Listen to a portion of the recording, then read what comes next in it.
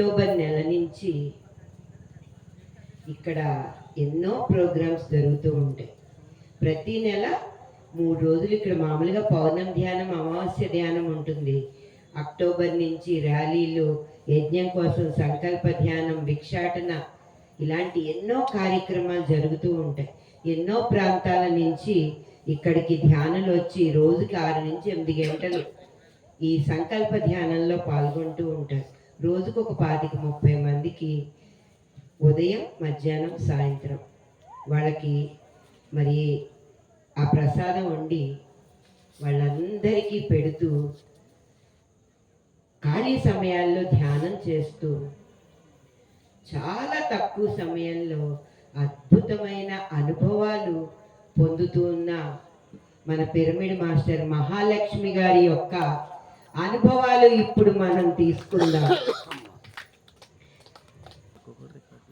ఎన్నో అనుభవాలు, కానీ మైక్ పట్టుకోవడానికి భయం ప్రతి ఒక్కరి.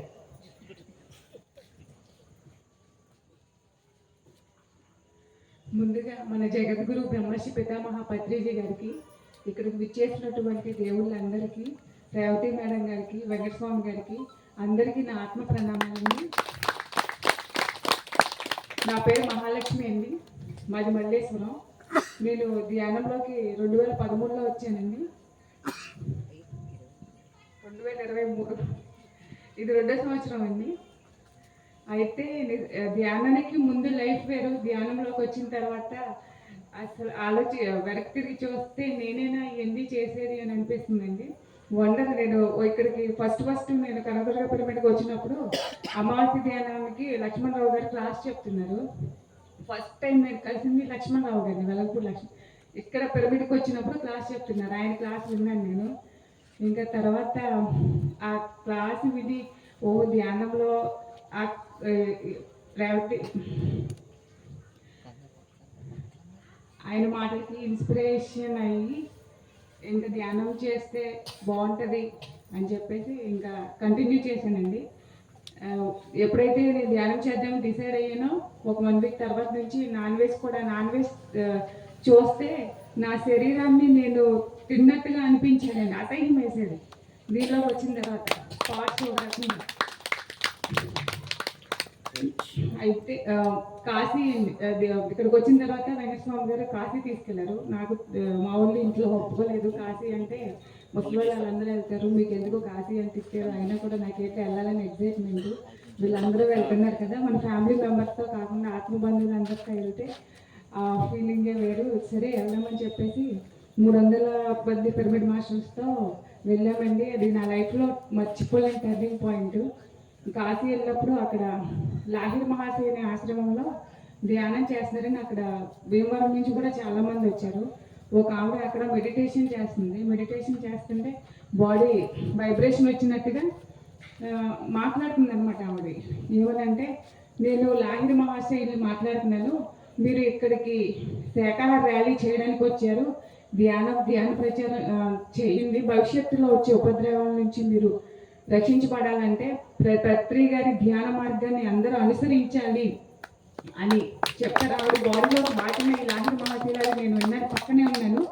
ఆవిడ పక్కన ఉన్న 2-3 కూడా కరెంట్ షాక్ కూర్చున్నట్టుగా అలా పడిపోయారనమాట. అంత వైబ్రేషన్స్ ఉన్నాయి అక్కడ లాహిర్ మహాశయ ఆశ్రమంలో.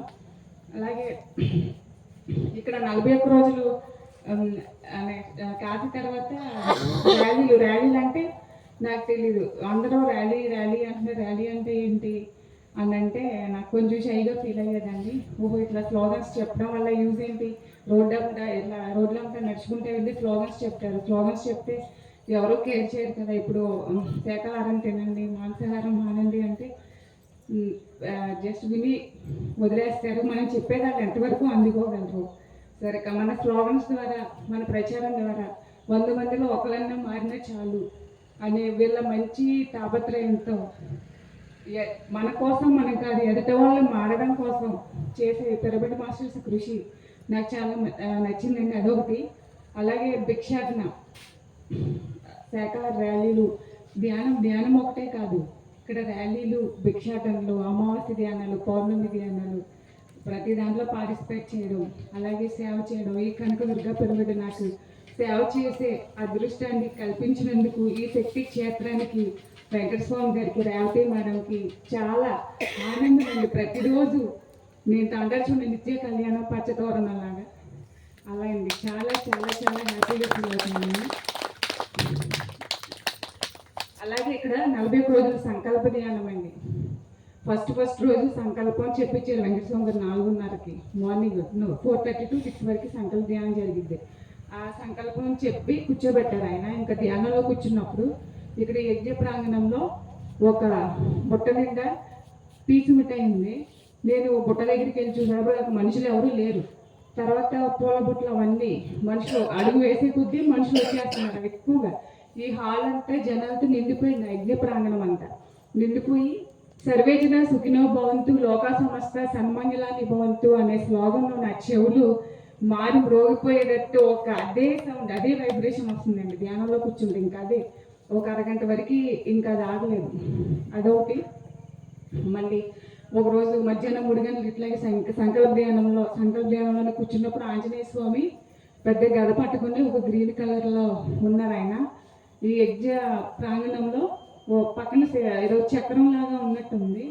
నేను అంత క్లారిటీగా నాకైతే కనిపించదు. ఆంజనేయ స్వామి మాత్రం నిల్చున్నారండి. అది ఏ శక్తి నడిపిస్తుందో నాకైతే తెలియదు. నేనైనా ఎంత సేవ చేస్తున్న ఆ ఒట్లో ఏదో ఒక శక్తి ఆలోచించినట్టే చేయడం. కానీ సేవ చేసినప్పుడు కూడా నేను చేయలేను అనే మాట అయితే రాదు. ఎంతమంది వచ్చినా సరే చేద్దాము అనే దాంట్లోనే సాటిస్ఫాక్షన్, చాలా సంతృప్తిగా ఉందండి చేసే సేవలో.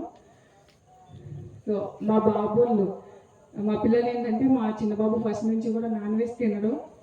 పెద్ద బాబు నేను వస్తే ఫస్ట్ ధ్యానానికి పిచ్చా పని పాట మీద ధ్యానం అంటావు, అదేంటావు ఇదేంటో, దానివల్ల యూజ్ ఏంటి, పిచ్చోళ్ళు చేస్తారు, ముసలోళ్ళు చేస్తారు ధ్యానం, నీకెందుకు అది ఇది అనేవాడు. అలాంటి వాడు ఈరోజు ఇక్కడికి వస్తున్నాడు. మెడిటేషన్ చేసిన చేయకపోయినా ర్యాలీలు అంటే చాలా యాక్టివ్గా ఉంటాడు. నాన్ వెజ్ మానేశాడు. వాళ్ళ స్కూల్లో వాళ్ళ ఫ్రెండ్స్ ఎవరైనా నాన్ వెజ్ వేసుకొచ్చి నేను ఇంటికి వచ్చేసి ఓకే చిరాకు పడిపోతూ ఉంటాడు. ఈరోజు మా ఫ్రెండ్ నాన్ వెజ్ వేసుకొచ్చాడు అది ఇది. మా చిన్నోడైతే వాళ్ళ ఫ్రెండ్ అన్నారే, నువ్వు ఈరోజు నాన్ వెజ్ ఒకవేళ మీ మమ్మీ వేసుకొచ్చింది అనుకో, నువ్వు ఆ బాక్స్ పెట్టేసి నేను మా అమ్మతో ఏదో ఒక వెజ్ కర్రీ వేయించుకొస్తాను, అది నువ్వు తినకు, నా కర్రీ నువ్వు వేసుకో అని అంటాడు వాళ్ళ ఫ్రెండ్స్ని. సో వాళ్ళల్లో ఇక్కడ ఈ క్షేత్రంలో నడవడం ద్వారా వాళ్ళల్లో కూడా చాలా మార్పులండి. అంతేకాకుండా వాళ్ళ నాన్నమ్మ వాళ్ళ ఇంటికి వెళ్ళినప్పుడు వాళ్ళు నాన్ వెజ్ తింటారని వాళ్ళ ఇంటికి కూడా వెళ్ళడం మానేశారు అనమాట.